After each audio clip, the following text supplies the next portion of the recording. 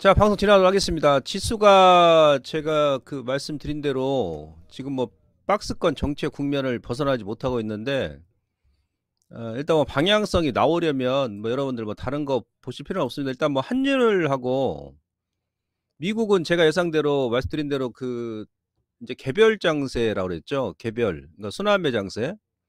빅테크는 쉬고 이따 체크해 드리겠습니다만은, 러셀 2000이라든지 소외 종목군들이 최근에 지난주에 급등이 많이 나왔거든요. 그 다음에 우리나라 같은 경우는 뭐 달러 인덱스가 지금 현재 장기 이평선에서 지지하고 있는데,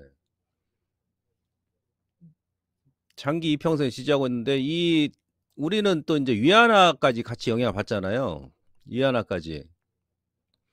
그래서 달러 인덱스, 그러니까 원달러 환율을 보게 되면 여기서 이제 쌍바닥 찍고 나서 금요일날 급등 나갔다가 오늘도 오전에 밀었다가 또 다시 또 종가에 올렸지 않습니까? 물론 이제 뭐 결과적으로 이건 이탈할 것으로 이제 봅니다만은, 지수는, 그러니까 코스피는 고점 저항이고, 아주 애매하다고 했죠, 자리가. 제가 2주 전부터. 그다음 환율은 지지 구간이고 저항과 지지 구간이다. 그러니까 환율이, 원달러 환율이 이거 이제 이탈을 해야 되게 1280원까지 뚫고 내려와 줘야 제가 판단컨대는 외인들도 선물 매수가 들어오면서 뭐 2600까지 뭐 끌어올린다든지 아마 이제 그런 모습이 나오지 않겠나라고 지금 판단이 돼가지고, 일단 지수가 위쪽으로 이제 방향성을 돌리려면, 원달러 환율이 1290원 이하로 다시 한번 내려오는지 여부를 여러분들께 체크를 하시면 될 것 같습니다. 자, 오늘 2차 전지가 제가 지난주 2주 전부터 포스코 퓨처엠부터 해가지고 에코프로비에 투트랙 전략이라고 그랬지 않습니까? 그래서 아마 매수하신 분들은 제법 수익이 나셨을 거예요. 여러분들 2차 전지 주말에 뭐 호악재가 또 나왔는데, 요거 제가 먼저 좀 정리를 해드리도록 하겠습니다. 그 내용이 이제 미국의 IRA 규제 강화 요 내용이죠. 주요 골자를 보게 되면은 제가 보건대는 뭐 커다란 악재는 아니에요. 예. 근데 원래 이제 우리나라 기업들도 뭐 예상 안 했던 것은 아니고 제가 좀 풀이를 좀 해드리도록 하겠습니다. 그러니까 뭐 해외 우려 기업이면 우리는 이제 뭐 중국밖에 뭐 해당이 안 되죠. 중국. 예. 그래서 지금 현재 2차 전지가 북미에서 최종적으로 조립된 전기차에 대해서 최대 7,500달러 그 세액 공제 혜택을 제공을 해주고 있는 중이죠, 지금. 중인데, 이것을 이제 뭐 중국 기업들하고 이제 합작해서 우리나라 기업이 생산을 한다. 배터리 부품을. 예, 그러면 이제 전기차 보조금을 지급 대상에서 제외한다라고 했지 않습니까? 그리고 2025년도부터, 요거 2025년도는, 뭐 채굴하고 이제 가공, 핵심 광물까지 제외 대상에서 포함한다 했는데, 이건 뭐 그때 가봐야 되는 것이고, 그리고 이 보조금 지급 대상 같은 경우도, 어, 이번 한 달 정도, 예, 한 달 정도 의견 수렴 기간을 지금 또 준다 그러죠. 그래서 이건 이제 뭐 한 달 지나 봐야 이제 알겠습니다만은, 일단 뭐 한 달 정도 유예 기간이 있으니까 뭐 최종적으로 그 시기까지 가봐야 되겠고, 지분율을 원래는 우리나라 기업들이 사실은 뭐 LG화학도 마찬가지고, 어, 사실은 이제 지분율을 최대한 한 50% 정도는 허용해 줄 것이다라는 그런 가정하에 중국 기업과 이제 그 기업별 합작 법인을 만든 거거든요. 근데 뭐 50%가 아니고 이제 25% 이상이면 보조금 지급을 안 한다 하니까 업계에서 예상했던 것보다는, 예, 배 이상 요건이 좀 강화됐다. 그래서 뭐 소재 업체라든지 뭐 배터리 업체 같은 경우도 결국 이제 우리나라 기업들이 중국 기업들 지분을 인수를 하는 수밖에 없죠. 예, 그렇게 되면은 이제 뭐 수천억 정도 추가 비용이 필요해서 관련 기업들한테 주가가 이제 악영향을 지금 단기적으로 미치고 있는데, 아마 이번 주 뭐 내일하고 모레 정도까지 조정이 나오면 다시 한번 또 저점이 나오지 않겠나 저는 이렇게 판단을 합니다. 왜 그러냐면, 어 지금 원래는 지금 말씀드렸듯이 50%까지 허용할 것이란 그런 추정하에 LG화학 같은 경우도 중국 법인하고 이제 합작해서, 예, 공장을 지금 합작 공장을 짓고 있는 중이잖아요. 경북 구미에. 그죠? 예, 하유 코발트하고 경북 구미에다가 양극재 합작 공장을 지금 짓고 있는 중이거든요. 보시면은 LG화학이 지분율이 51%고 하유 코발트가 49%. 그죠? 근데 사실 그 4월 달에 올 4월 달에 LG화학에서 그 실적 컨퍼런스 콜에서 이 내용은 이미 한번 밝힌 적이 있어요, 사실은. 무슨 내용이냐면 필요하다면은 하유 코발트 지분을 전량 예? 전량 인수하는 방안도 고려하고 있다. 이렇게 이미 밝혔거든요. 예. 근데 이번에 IRI 지분 규제 강화하기 전에 우리나라 기업들은 그래도 미국 정부에서 50% 이상은 허용을 해주지 않겠느냐, 미만은. 예, 그렇게 예상했는데 그거를 이제 25%까지 강화를 한 거예요. 근데 이미 이제 LG화학 같은 경우도 LG화학뿐만이 아니라 다른 기업도 마찬가지예요. 또 혹시라도 지금 우리는 50% 정도 지금 생각하고 있는데 뭐 그 이상 규제를 할 수 있다. 그렇다면 우리는 지금 그러면 하유 코발트 지분을 인수하겠다, 그냥 전량 다. 아니 지금 수백조 원, 예를 들어서 뭐 포스코피chen 같은 경우도 지금 수주가 지금 100조 원이고 에코프로도 에코프로 비행 같은 경우도 주말에 삼성 SDI한테 수주 받은 것만 44조 원인데 그거 몇천억 가지고 지분 인수 못 하겠습니까? 그렇지 않습니까? 그리고 그 정도 수주 받았으면 당연히 공장을 증설하는 것은 당연한 것이고, 공장 증설 비용은 뭐 최소 뭐 몇천억에서 몇 조 원 들어가는 건 당연한 거 아니겠어요? 제가 봤을 때 뭐 새삼스러운 게 없거든요. 그죠?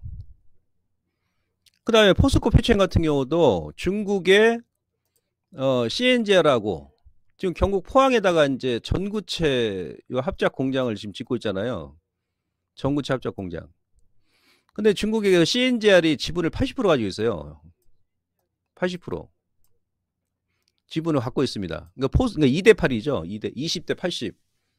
포스코 피처엠이 20%고 중국의 CNGR이 80% 가지고 있는데, 근데 그때 이제 합작 공장 그 짓기 전에 또 이런 추가 옵션 조항이 또 있습니다. 지분 추가 매입, 그러니까 옵션 조항을 또 만들어 놨어요. 이제 무슨 얘기냐면 그래 이제 한 50%까지는 미국 정부에서 이제 허용할 수 있는데, 보조금 받으려면. 근데 혹시라도 지금처럼 그 뭐 25%까지 강화해버리면 그때는 우리가 포스코피체엠이 중국의 CNGR 지분을 예, 추가 매입할 수 있는 그런 옵션 조항을 이미 만들어 놨거든요. 그러니까 예를 들어서 지금 뭐 중국의 그 CNGR 지분을 지금 지금 전구체 합작 공장을 20% 가지고 있는데, 여기서 이제 CNGR 지분 55%를 더 인수해버리면 그만이거든요. 그럼 내년에 보조금 받는 거 아니겠습니까? 우리나라 기업들은 뭐 공짜로 지금 무슨 뭐 땅 파먹고 지금 장사합니까? 이미 이런 조항을 미리 또 만들어놨으니까 빠져나갈 구멍을 다 만들어놨다는 얘기지. 그러니까 포스코피chen 같은 경우는 오늘 같은 경우도 강세였죠. 그리고 이제 에코프로 같은 경우는 요거 이제 지주사기 때문에, 에코프로 같은 경우 마찬가지, SK온 같은 경우도 마찬가지. 예, SK온하고 에코프로 같은 경우는 중국의 거린메이하고, 그러니까 포스코피chem은 경북 포항에다가 전구체 합작 공장을 지금 만들고 있고, 그다음에 SK온하고 에코프로 같은 경우는 새만금의 전구체 공장을 지금 만들고 있지 않습니까? 근데 이거는 이제 중국 그 거린메이의 지분이 50%거든요. 반반이에요, 반반. 그러니까 SK 지분이 몇 프로고, 뭐 에코프로가 몇 프로인지 정확히 잘 모르겠습니다만은, 어차피 이제 우리나라 기업 SK온하고 에코프로 같은 경우가 절반을 가지고 있거든요. 이것도 나눠서 그냥 반 또 여기서 25%더 인수해버리면 그만이거든요. 그죠? 인수해버리면 그만이에요. 내년에 그냥 보조금 받으면 되는 거지 무슨 뭐. 그리고 막 수조 원, 지금 막 수십조 원, 수백조 원 수주한 기업이 뭐 이 정도 금액 가지고 주가가 막 저렇게 흔들리고 할 이유는 없죠. 그리고 어차피 이제 지금은 예를 들어서 이들 기업들이 저기 우회에 있었다, 올 상반기처럼. 예. 근데 그것도 아니고 이미 이제 빠질 만큼 빠졌고, 특히나 뭐 지난달 같은 경우는 에코프로 비행 같은 경우는 골드만삭스에서 목표 주가를 12만 원까지 후려쳐버렸지 않습니까? 근데 뭘 새삼스럽게 이런 거 나왔다고 겁먹어. 예.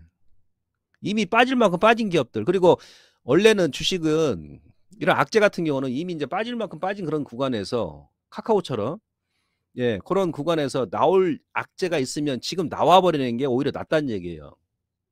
나중에 올라갈 만하면 또 그냥 나와 버리고 올라갈 만하면 나와 버리고 이래 버리면 더 골치 아프지. 이왕 빠진 거 예, 악재 나올 거 다 나와 버리라는 얘기지. 그게 오히려 깔끔하다는 얘기야. 좀 나중을 위해서는. 그럼 이제 국내 기업에 미치는 영향하고 전망이 어떻게 되느냐? 당연히 합작 지분 조정하려면 우리나라 기업들이 추가 출자를 한다든지, 예, 중국 측 지분을 매입해버리면 돼버립니다. 그죠? 네. 그래서 이제 단기적으로 이제 지분 매입을 하게 되면 뭐 수천억 정도 이제 비용이 발생하니까 비용도 아니죠. 이거 뭐 자산 처리해버리는 거지 뭐. 그렇잖아요.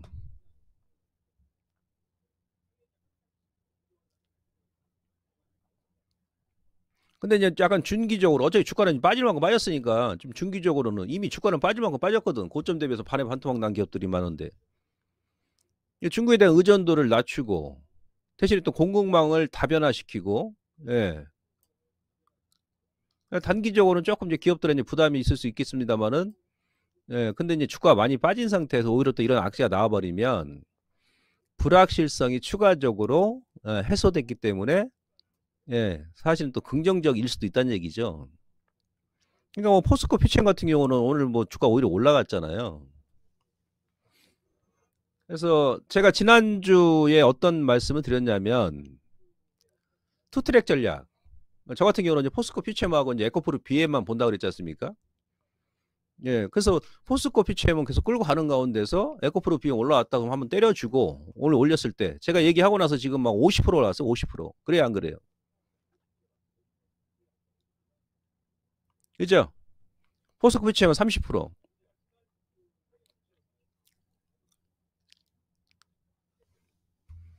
예, 그리고 내일 또 다시 눌림 주면 다시 또 보는 거야. 지금은 이제 바닥권에서 박스권 만들면서 탈피하는 그런 구간이기 때문에 한 종목 정도는 이제 많이 빠졌으니까 좀 가져가시면서 내일 또 이제 에코프로 비행 같은 경우 갭맥으로 내려온다 그러면 예, 다시 이제 보는 거죠. 뭐 에코프로 같은 경우는 이제 지주사고 근데 에코프로도 오늘 조금 그 하락 폭이 좀 심했죠.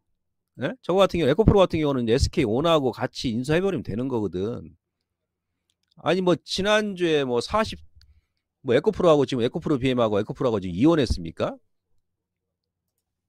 결별했어요? 근데 에코프로 BM은 이제 지주사기 때문에 아무래도 이제 BM보다는 좀 비탄력적이죠, 사실은. 누뚱이 에코프로 머티 때문에. 그 맥점에서 제가 이거 여러분들 무슨 패턴이라고 그랬어요? 예? 다림질 패턴이에요. 다림질 패턴. 다림질 패턴. 주가 쫙 깔면서 20선 안 깨고. 예, 저는 급등주 추천 안 하죠. 50% 올라 50%. 포스코 피챔.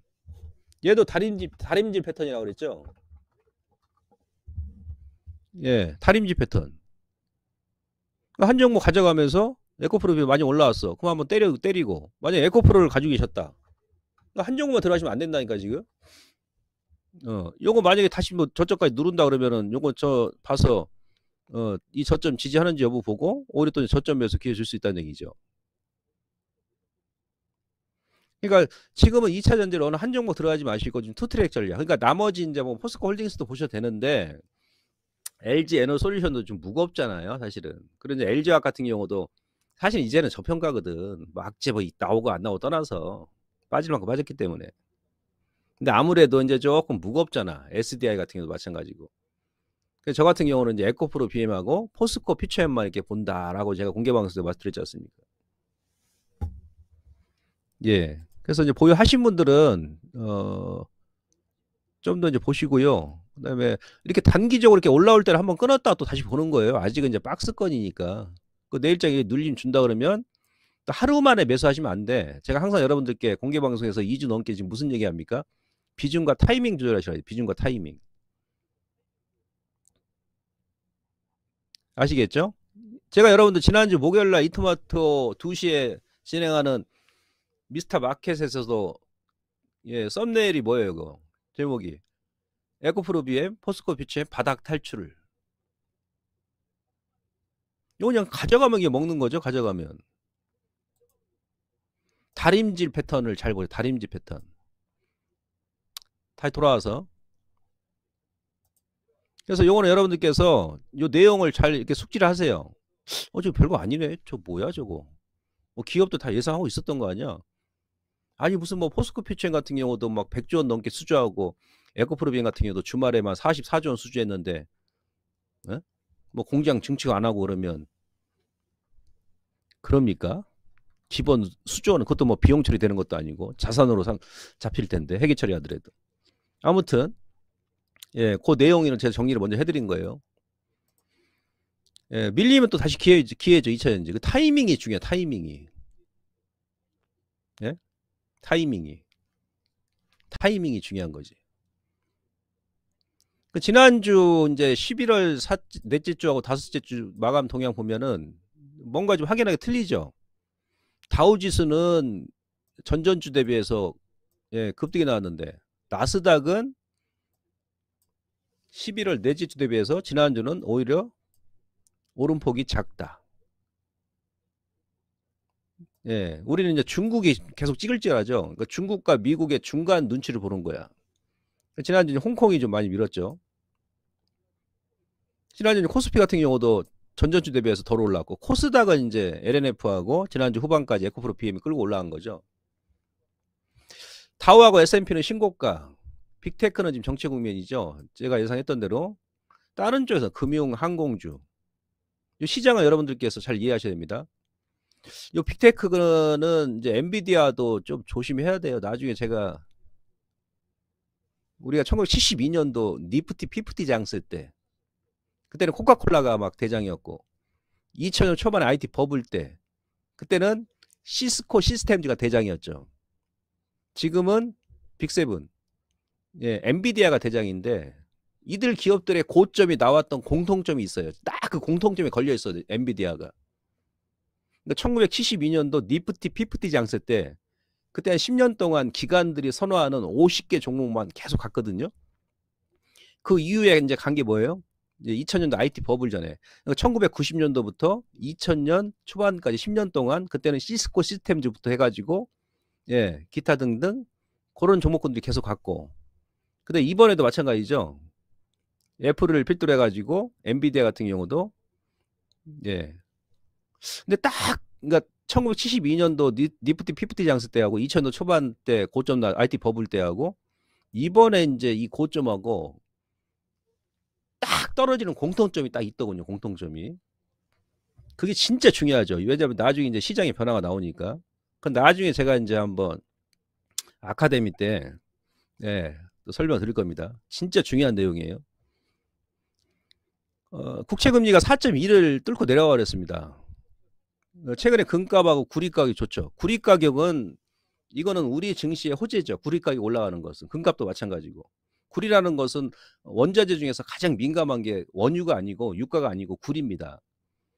예, 구리는 모든 산업에 다 쓰이는 그런 원자재지 않습니까?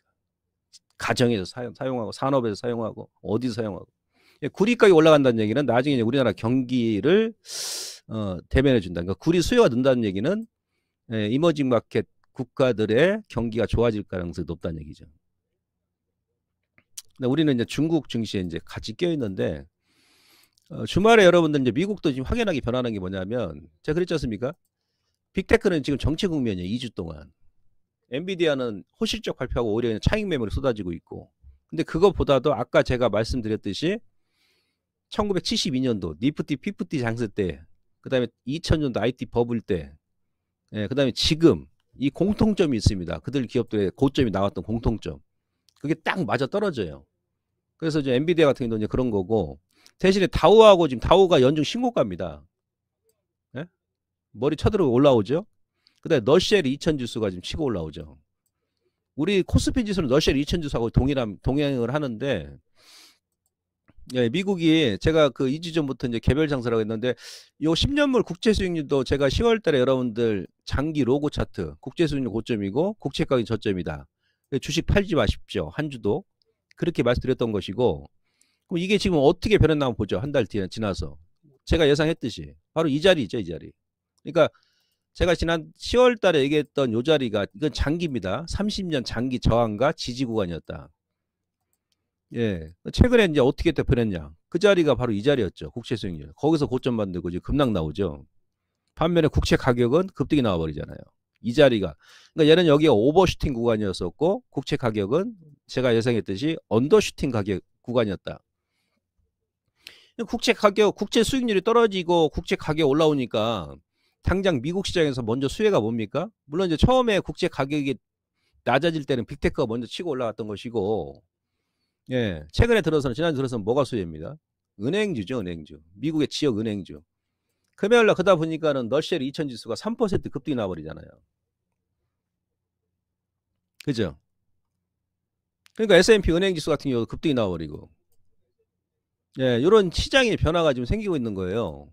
그러니까 지금 미국 같은 경우도 사실 빅테크보다도 예, 그동안 이제 소외됐던 종목군들이 더 강하게 올라옵니다. 그러다 보니까는 미국 같은 경우 지금 예, 투자은행사 골드만삭스 같은 경우도 급등 나왔었고 JP 모간 같은 경우는 지금 뭐 7월달 고점까지 다 올라와 버렸어. 한 달을 넘게 5일선도 안 깨고 계속 올렸습니다.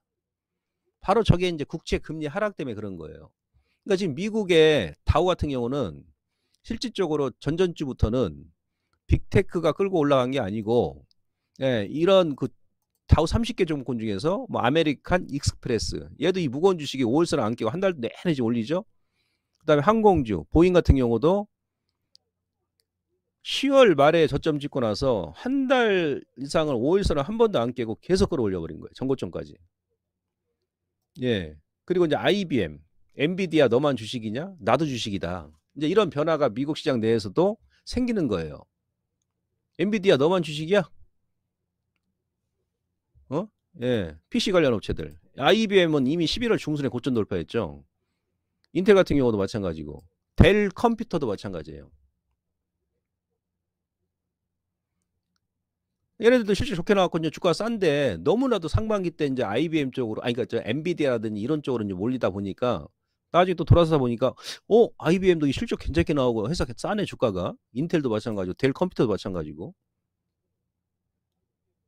네. 얘네들이 간다는 얘기는 또 반도체 업황이 또 내년 좋다는 얘기죠. 돌려서 얘기하면. 이런 눈높이 어떤 변화가 생기더라.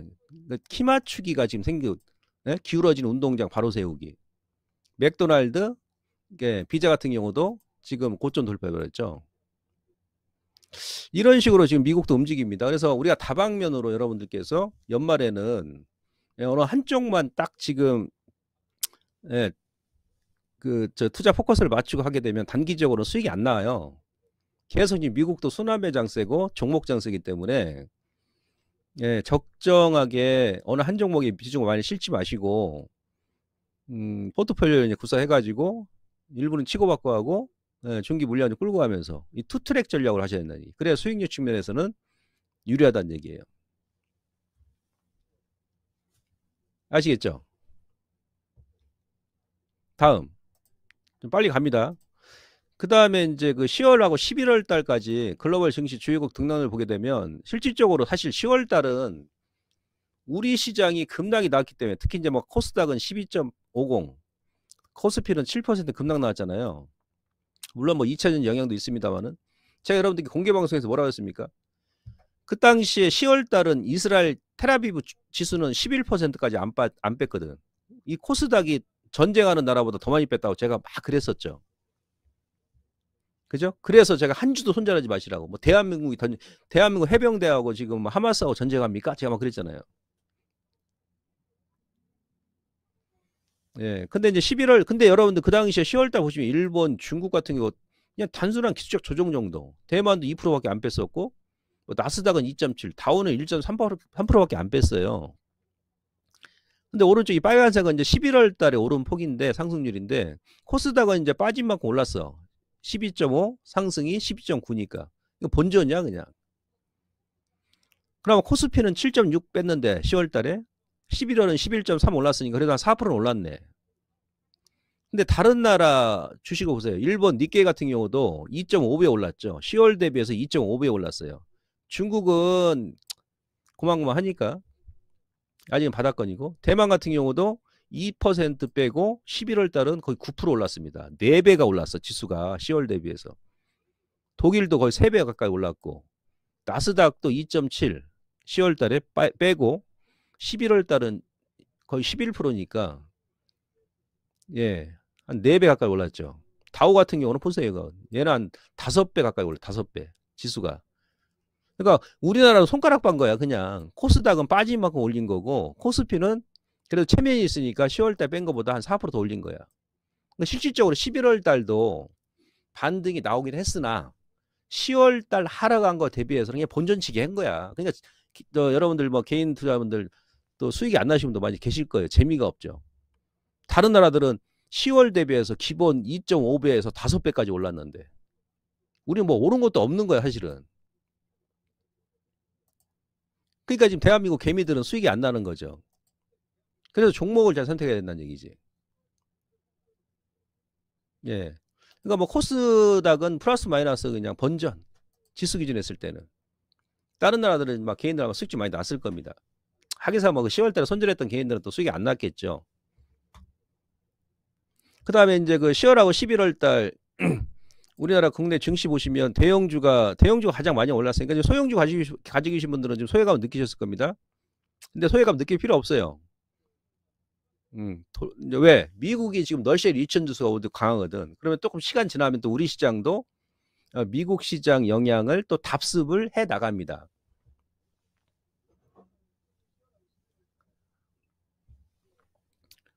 그래서 이제 코스피는 대형주가 7% 빼고 뭐 대형주 먼저 또 이제 끌어올려야 또 지수가 바닥에 나오긴 하니까요.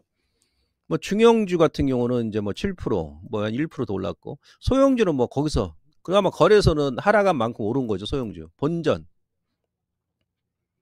예, 코스닥 같은 경우는 대형주가 좀 올랐고 중형주도 하락한 것보다 좀 더 올랐어요. 한 2%. 근데 코스닥 같은 경우는 소형주가 10월 달에 10% 급락이 나오고 이번 11월 달은 7%밖에 안 올랐어요. 그러니까 이제 소형주 가지고 계셨던 개인 투자자분들께서는 약간 소외감을 느꼈을 수 있죠. 그래서 여기 중요한 것은 뭐냐면 이제 소형주가 또 약세였던 이유는 뭐냐면 미국은 또 소형주가 이제 강세임에도 불구하고 미국 같은 경우는 이제 자체적인 이제 호재가 뭐냐면 아까 이제 그 국채 금리가 떨어지니까 왜 은행주 올라갑니까? 그다음에 채권을 많이 보유했던 기업들 주가지 먼저 올라가는 것이 이때는 국채 금리가 올라가니까 올라가는 구간에서는 채권 가격이 급락이 나왔지 않습니까? 그럼 3월 달에 지역 은행 같은 경우도 미실현 채권 손실이 계속 막 눈덩이처럼 막 불어났던 거야. 근데 이제 채권 가격이 당연히 올라오니까 미실현 채권 손실이 많이 완화돼 가지고 그래서 이제 올라간 거죠. 그러니까 뭐 미국의 그 증권주 뭐 찰스 스왑 같은 경우는 지난주에 막 15% 급등나고 막 그랬죠. 개별적인 호재도 있었던 것이죠. 근데 우리나라 같은 경우는 이제 연말이다 보니까 아무래도 이제 소형주 같은 경우는 대주주 지분이 나올 거 아니겠습니까? 그러니까 소형주 같은 경우는 장중에 어떤 재료가 나와가지고 올라갈 만하면 그냥 내리쳐버리고 올라갈 만하면 또 내리쳐버리고 두꺼비 벌레 잡아먹듯이 아도 매도 좀 올라가면 그냥 바로 위권이 나와버리죠. 그래서 제가 소형주는 지난달에도 12월 중순 그러니까 만기 지나서 추가 물타기 하시더라도 하는 게 낫다. 네? 그런 말씀 드렸던 것이고 그다음에 그 중간에 정부에서 사실 공매도 금지보다도 이 주식시장의 더 큰 호재는 뭐냐면 대주주 양도세 완화가 더 큰 호재예요, 사실은. 근데 그게 이제 아직 그 결정이 안 됐잖아. 근데 이 양도가 만약 할 것 같으면 뭐 공매도 금지 일단 했고요, 정부에서. 또 다음 주 넘어가 버리면 또 재미가 없어, 그것도. 다음 주 넘어가 버리면 또 이제 개인 투자분들 또 뭐 지겨워가지고 또 막 손절해 버린다. 예, 저는 한 이번 주나 뭐 다음 주 한 주중으로 좀 만약 할 것 같다 그러면 양도세 그 규제 완화를 좀 해줬으면 좋겠어요. 왜 그러냐면 지금 보세요, 제가 여러분들 아니, 다른 나라들은 10월 달에 빼지도 않았어. 빼지도 않았는데 11월 달은 10월 달 뺀 거에 최소 2.5배에서 5배 넘게 그 지수만 이렇게 올랐으면 다른 종목들은 얼마나 올랐겠습니까? 근데 우리나라 개인들만 지금 또 특히 소형주 가지고 계신 개인들만 2달 동안 손가락 빨고 있는 거야 지금. 연말에 쓸 돈도 많은데. 이럴 땐 정부에서 좀 액션 좀 취해주는 거 괜찮죠?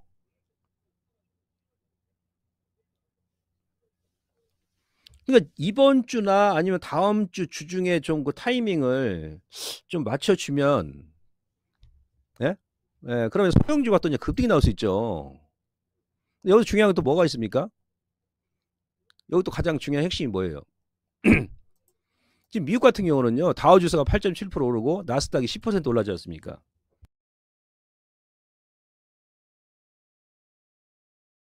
가장 중요한 게. 근데 이게 월간 상승률이 이게 역대급이라면 역대급. 1970년도 이래 11월 기준으로 했을 때 이렇게 많이 오른 경우가 손가락 안에 들어가거든요. 5손가락 안에 들어가. 그럼 무슨 얘기다? 돌려 얘기하면 11월 달에 많이 올랐네. 응? 11월 달에 많이 올랐어. 11월 달에 많이 올랐어.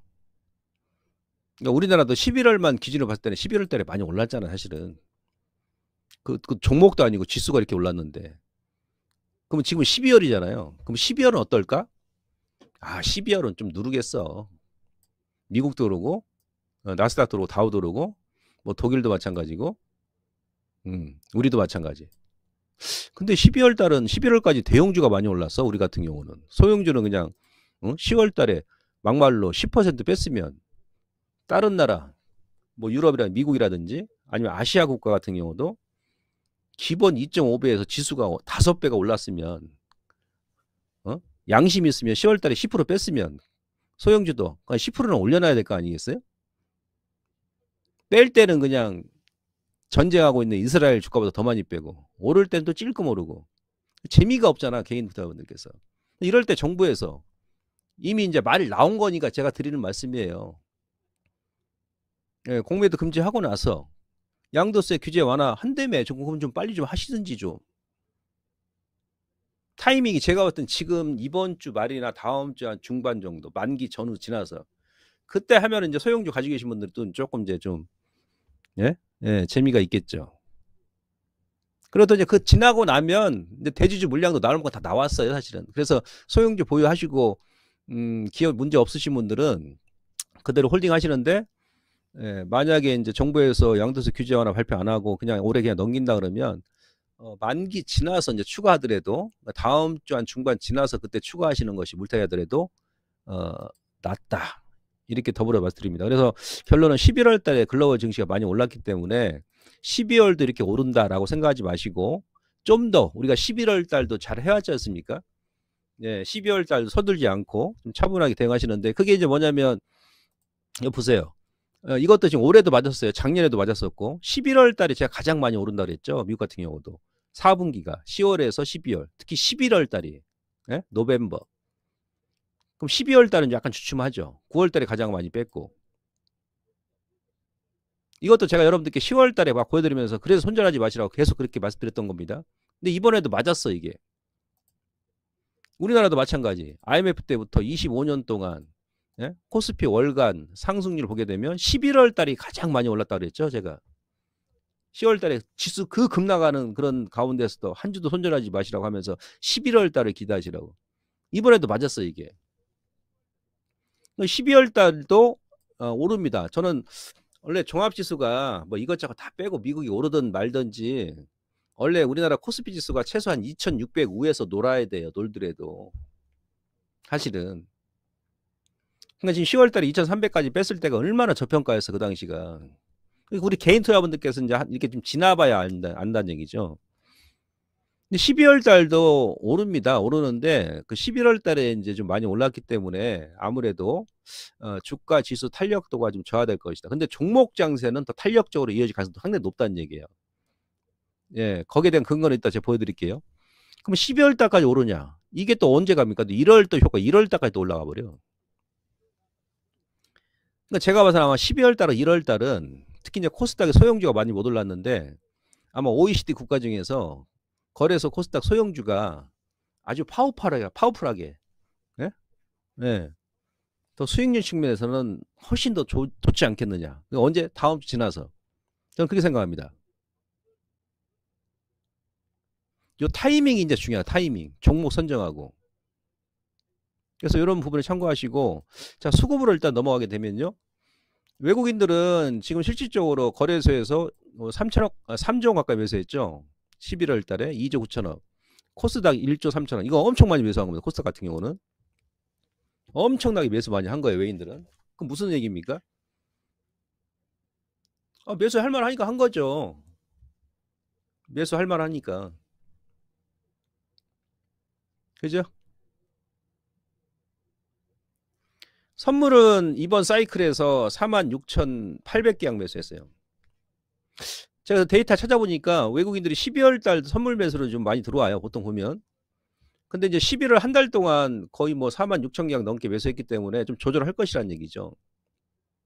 근데 코스피 같은 경우는 이 3조원 중에서 거의 90%가 삼성전자 하이닉스입니다. 그 두 종목만 샀다는 얘기야. 기관 쪽은 금융투자 제가 말씀드렸죠. 금융투자는 배당락 일 전까지 매수한다라고. 예, 개인 투자자분들만 다 순매도입니다.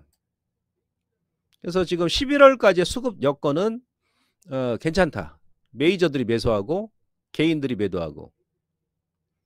근데 단지 이제 또 외인들이 그냥 그 쌍끌이 매수를 했기 때문에 12월 달은 조금 좀 조절을 하지 않겠나. 그런 차원에서 네, 좀 지그재그 장세가 좀 우상향 기조는 그려 나가되 지그재그 장세. 그리고 만약에 내일장에 지수 툭 밀어버린다 그러면 오늘 또 저점 매수. 예.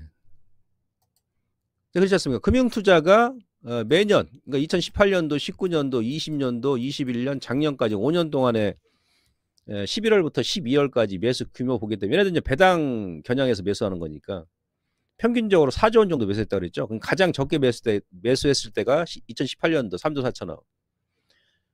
지금 이건 11월 달 기준 했을 때 3조 5,400원 매수했거든요. 그러니까 5조 원까지 매수한다 그러면 앞으로 이제 한 1조 5천억 정도의 추가 매수 여력이 있고 평균치 4조 원 매수한다 그러면 앞으로 이제 한 5천억 정도의 매수 여력이 있다는 얘기죠. 그러면 이제 대형주는 조금 찌글찌글 할 수 있어. 대형주는. 그래서 이제 개별주가 얘네들 이제 매수 끝나고 나면 움직일 가능성이 상당히 낮다, 높다, 높다죠. 예, 이렇게 이제 연결이 되는 겁니다. 자, 요거는 시간 관계상 제가 이제 넘어갈게요. 아까 삼성전자, 하이닉스 외인들이 가장 많이 매수했다는 요 두 종목만 집중적으로 얘네들 골라 팠어요. 이게 90%야.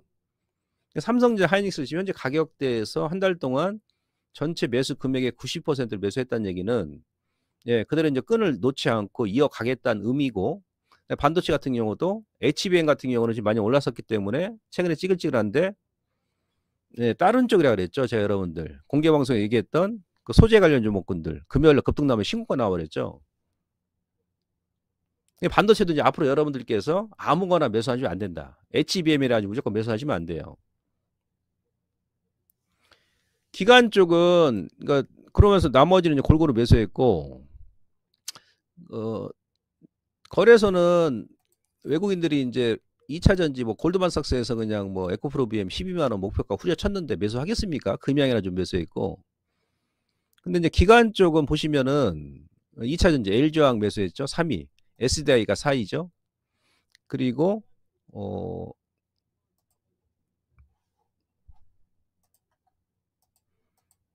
LG 에너솔루션도 들어가죠. 대표 종목. LG 에너솔루션 13위. 포스코홀딩스 매수했죠. 그리고 포스코 퓨처엠도 매수했죠. 그러니까 기관 쪽은 2차 전지 거래소의 대표 종목군들을 골고루 다 주워 담았다. 여기서 만약에 LG화학이라든지 뭐 삼성 SDI만 매수했다 그러면은 아직은 아닐 수가 있어요.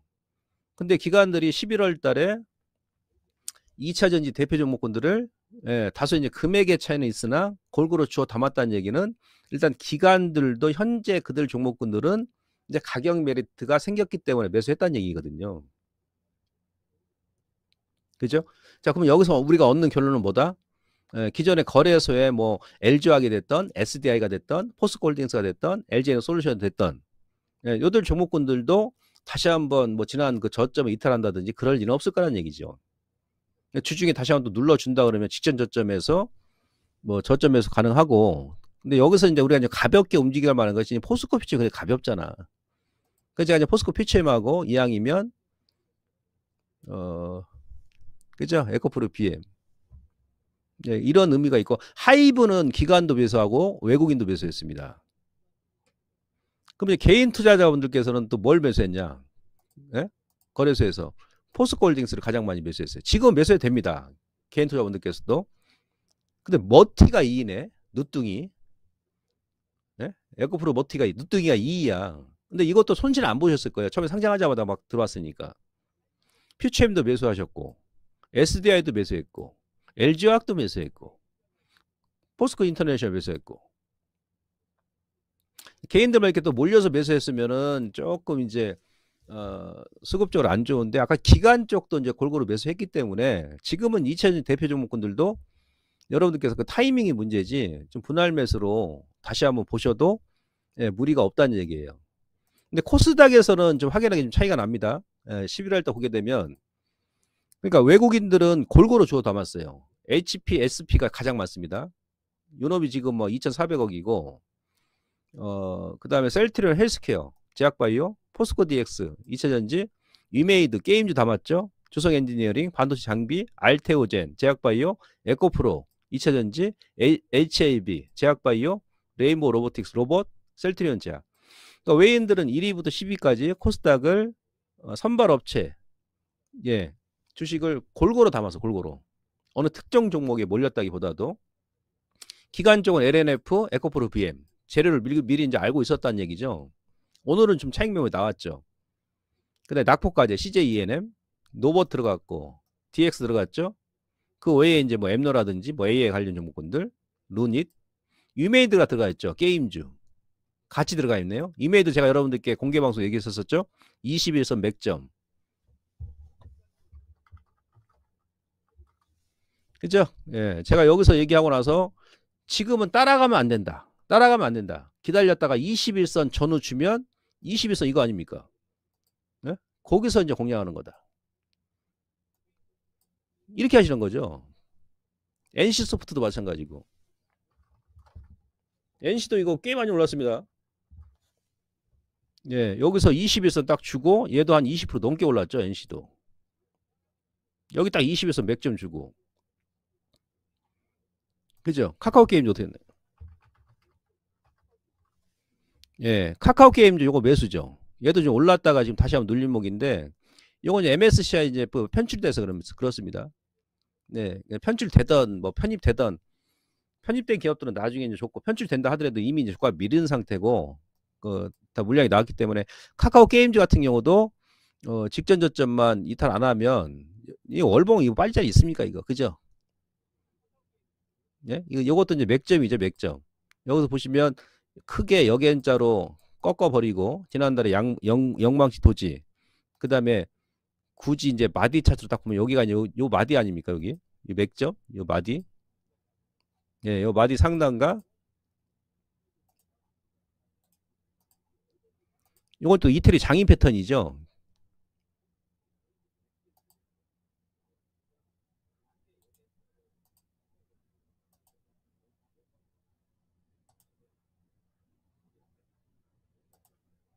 차트를 띄워야지. 여기서 역N자로 꺾고 요 마디만큼 또 하락이 나왔고, 요 마디만큼, 예, 거래 죽었고. 거래도 안 나오면 좀 왔다 갔다 할 수 있는데 내년에 또 실적 영업이익이 더블로 증가하죠.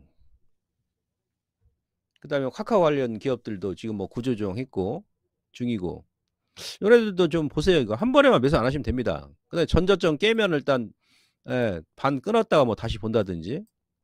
요건 좀 덜 올랐네. 게임즈도 일단 매수를 많이 했죠.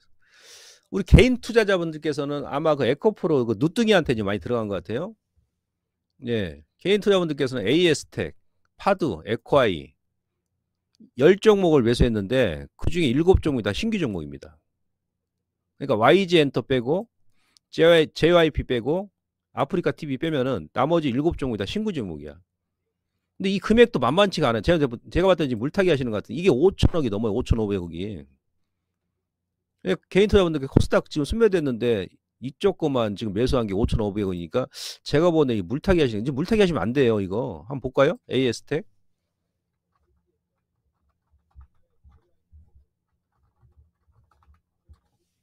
그죠? 계속 뭐 밀겠죠. 상장하자마자 막 계속 꺾어버리죠. 파도. 그렇죠. 막 계속 밀죠. 이제 물타기 하시면 안 됩니다. 가급적이면. 예, 그린 리소스. 그렇죠. 막 계속 밀죠. 예, 한선 엔지니어링. 그러죠. 또 저점 또 깨버렸죠, 오늘도.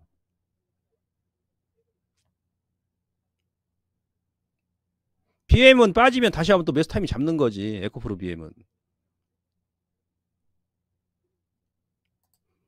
네? 아, 제가 그렇게 2차전지 그냥 포스코 퓨처하고 에코프로 BM하고 이렇게 계속 말씀드려도 스톰테크라든지 YG엔터 같은 경우도 지금 이런 애들 많이 밀렸잖아요. 이거 물타기 하시는 거야. 그러니까 주식 하다 보면 제가 그랬지 않습니까? 물릴 수가 있는데 물타기는 최대한 기다리시는 거야. 물타기는. 또 저점 깨버리냐. 개인들 가장 많이 매수한 거 이거. 막 저점 깨버려. 땅굴 파고 들어가잖아요. 지금. 그러니까 지금 코스닥 같은 경우는 그 우리 개인 투자 뭐 다 마찬가지. 스톰테크도 보니까 아까 저점 깼던 것 같은데 소닉스도 마찬가지고 저점 깨버리잖아요. 좀 기다리시는 거야.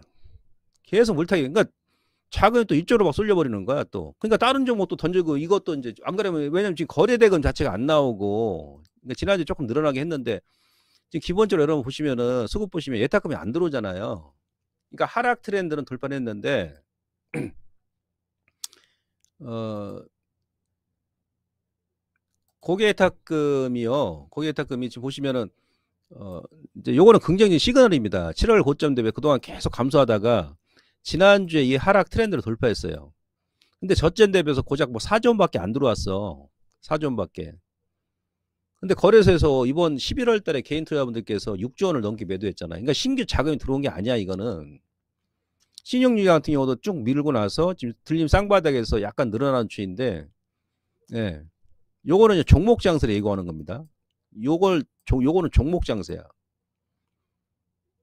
근데 그런 와중에 또 코스닥 아까 그 신규 종목군들 매수 상위 10위까지 계속 막 땅굴 파고 있는데 막 물타기를 해버리니까 그쪽으로 또 자금 쏠려버리는 거예요. 안 그래도 막 예? 수급이 지금 안 좋은 가운데서 다 빠졌어, 다 빠졌어. 다 지금 막 신저가 이거 얘네들은. 그래서 이 종목 선정이 중요한 것이고, 그래서 이제 김홍만이 공개 방송을 매일 보셔야죠. 그래서 수급적으로는 나쁘지 않습니다. 이제 코스피 거래대금도 조금 늘어나는 추이고, 코스닥 거래대금도 지난주에 에코프로 머티 누뚱이 제가 봤던 고점 나온 것 같고요. 그 다음에 그 로보틱스 같은 경우, 두산 로보틱스 같은 경우도 지난달처럼 그렇게 급도 안 나옵니다. 이제 박스 안 밀리면 플랫폼이죠. 다른 쪽으로는 수급이 조금 돌 것이다. 그게 이제 못 올랐던 이제 중소형 개별주들, 예, 이쪽으로 왜 대형주도 많이 올랐거든 사실은 전체적으로. 하이닉스가 올해 저점에서 90% 올라왔어요. 90%. 1월달 저점 대비 하이닉스가 90% 올라왔습니다. 그러니까 지금 하이닉스 같은 경우도 더 가고자 싶어 하지만 지금 거의 뭐 11개월 만에 90% 올라왔기 때문에 이제 외인도 그렇고 이제 기관도 그렇고 약간 이제 가격적인 부담감이 있다는 얘기죠.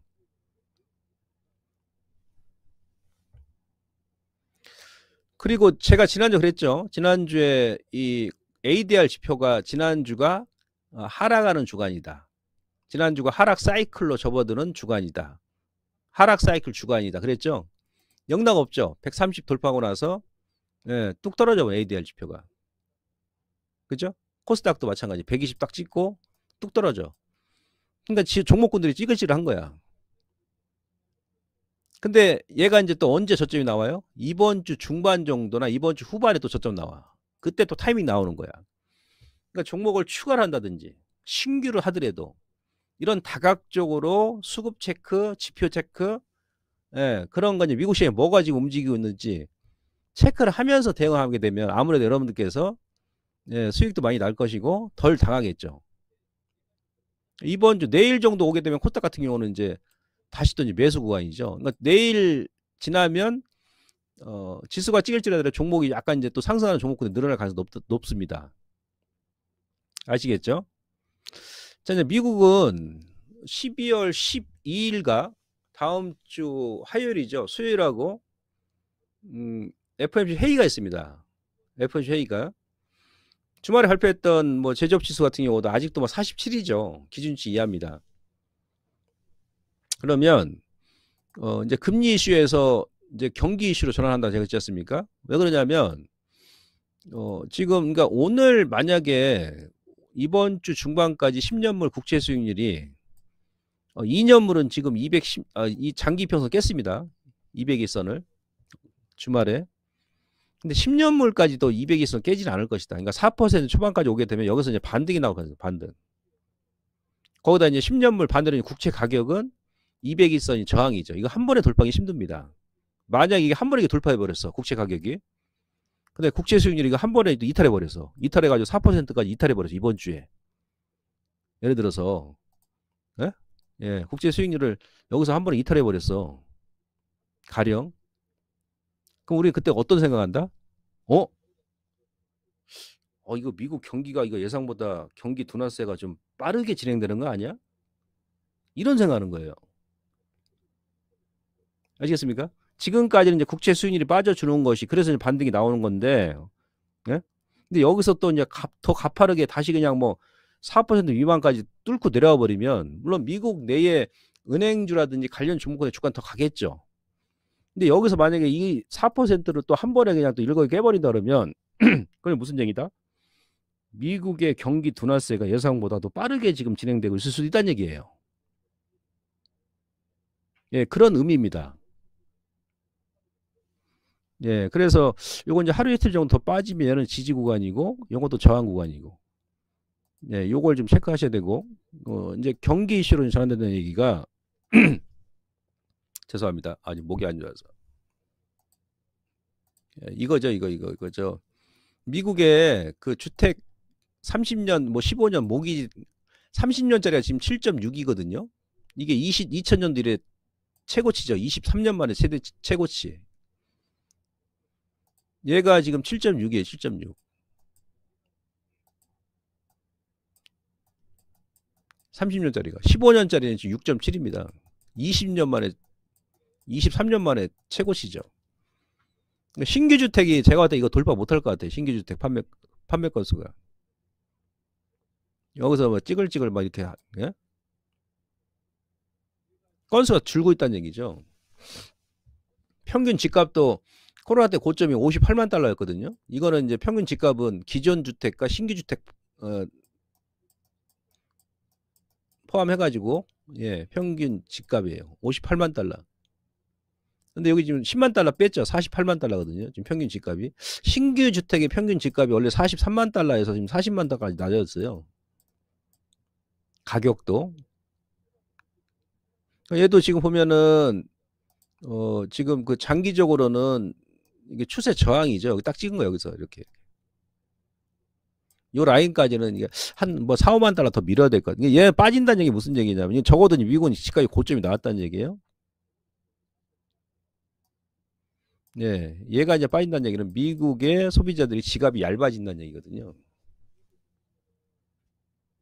지금까지는 이제 그 은행 저축한 걸 뭐 깨가지고 해지하고 막 해가지고 이제 어떻게 소비를 늘려왔는데, 이제는 이제 금리 인상 여파가 지금 나타난다는 얘기예요. 그래서 이제 미국의 이제 그 국채 금리는 이제 빠질 만큼 빠졌으니까 그 금리 이슈에서 이제 경기 이슈로 전환된다. 그러면 경기가 좀 찌글찌글할 것 같다 그러면 그렇다고 뭐 급하게 떨어지고 막 그런 거 아니고요. 적어도 이제 고점이 나오고 그런 과정이 몇 개월 진행될 거란 얘기죠. 그래서 앞으로는 미국의 지표가 그동안은 좋게 나오면 주가 빠졌지 않습니까? 인플레이션 우려 때문에 주가 빠졌죠. 지표가 좋게 나오면 주가 빠지고 지표가 안 좋게 나와야 주가 올라갔잖아요. 근데 제가 봐서는 아마 이제 이번 달 넘어가게 되면 이제 지표가 좋게 나와야 됩니다. 미국의 경제 지표가. 네. 그래서 이제 뭐 제약 같은 경우, 제약바이오 같은 경우도 이제 서서히 또 이제 이런 구간에 또 움직일 때가 됐죠. 그런 쪽 보시고 되고, 그 다음에 아까 이제 게임주는 제가 말씀드렸었고, 그 다음에 그 이제 무기 관련주, 한국 항공우주. 그러니까 2차 전지는 다시 한번 에코프로 BM하고 포스코 피처 매수하신 분은 단기는 여러분들께서 알아 하시는데 오늘 뭐 차익 하신 분들은 이후에 눌림 주면 다시 한번 보시고 예 요거하고 항공 요거는 월봉이 맥점이죠, 맥점. 맥점인데 이번 달에 거래가 좀 나와줘야 됩니다. 요것도 이태리 장인 패턴. 어디 갈 자리가 없어요? 월봉에서. 그래서 그 오늘 그러니까 금요일 날 시가 그러니까 46,500원인데 내일 따라가지 마시고 눌림 줄 때 보는 거예요. 지금은 따라가는 매매하시면 안 됩니다. 이게 딱 보고 있다가 그냥 가버렸어. 아, 그럴 수 있지 뭐. 난 눌림 줄 때 매수할래. 뭐 21선이라든지 아니 직전 저점까지 다시 한번 눌림 줄 때. 아니 일부만 이게 분할로 본다든지. 예, 요거하고 이제 뭐 현대로템이라든지. 그죠? 예, 눌림 내일 사실한 게 아니고 눌림을 줬을 때 27,500원 밑으로 눌림 주면 예, 요런 애들도 이제 무기 관련 종목군들 한번 여러분들께서 분할로 좀 보세요 한번. 아시겠죠?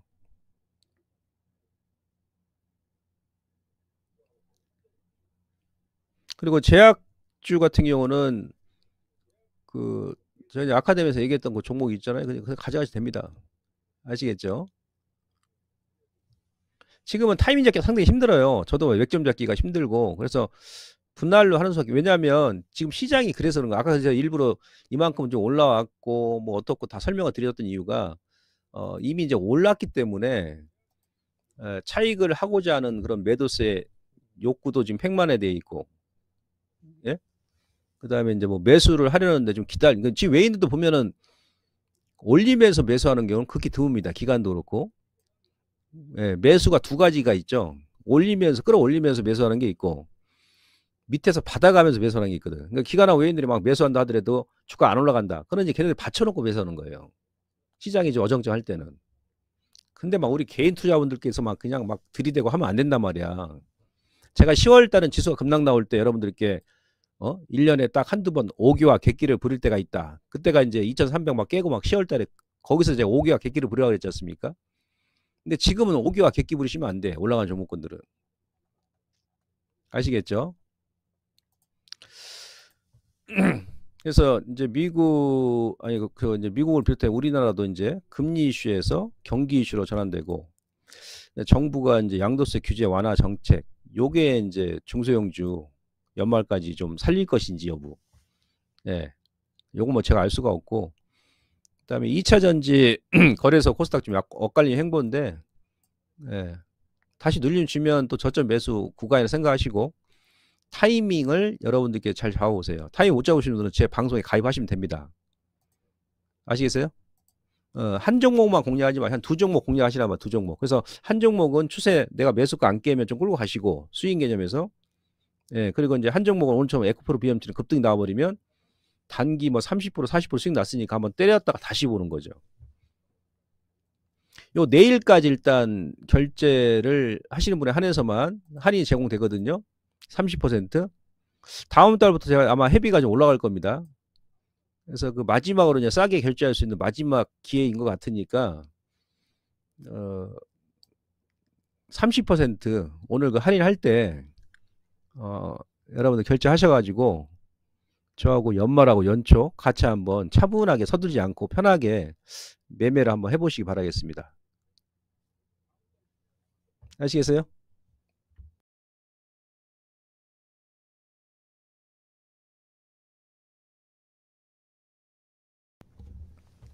예.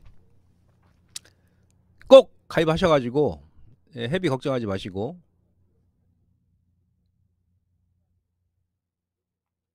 같이 한번 매매 해보세요. 자, 그리고 좋아요, 구독. 여러분들께서 좋아요, 구독 많이 좀 눌러주셔가지고 오늘 드디어 그 맥점 매매 유튜브 구독 회원자 수가 5,000명을 돌파했습니다. 고맙습니다. 더 열심히 하겠습니다. 많이 홍보 좀 해주시고요. 예, 오늘도 좋아요, 구독 예, 꼭 좀 부탁드리도록 하겠습니다. 가입들 꼭 하십시오. 회비 걱정하지 마시고 지금이 또 기회입니다. 기회 한번 또 눌러준다 그러면 제2의 삼성 SDS 제2의 삼성 SDS 제2의 네고캠 바이오 아마 이번 주 후반까지 신규 만약 가입하시면 그 세팅 들어가야 되니까 예, 꼭 가입을 하셔서 저와 같이 매매를 한번 해보세요. 그리고 여러분들 보유 종목군들 제가 다 진단해드립니다. 들고 있는 종목군들 제가 전량 다 진단해드리고 그렇게 좀 해드리니까 오늘 내일 꼭 가입하셔가지고 예, 저와 같이 한번 매매를 해보시기 바라겠습니다. 자, 여기까지만 하고요. 저는 내일 장 마감하고 3시 40분에 내일은 다시 뵙도록 하겠습니다. 고맙습니다. 정의원님들은 내일 오전 방송에서 다시 뵙겠습니다. 잠깐, 더 다양한 방송을 원하시나요? 검색창에 이토마토, 구글 플레이 스토어에 투자클럽을 검색해보세요. 이토마토의 고품격 컨텐츠를 만나보실 수 있습니다. 지금 접속하세요.